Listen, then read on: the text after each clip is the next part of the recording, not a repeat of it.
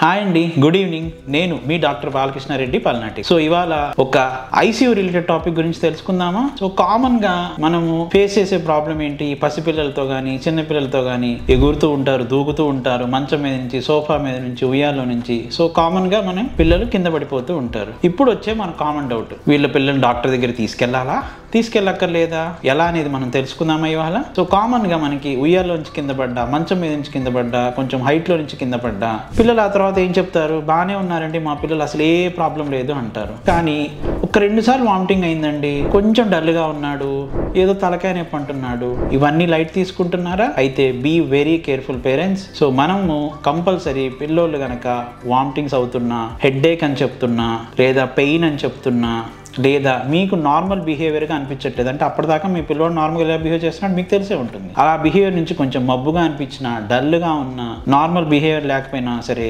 ఇమీడియట్గా you should rush to the paediatric intensivist. Thank you.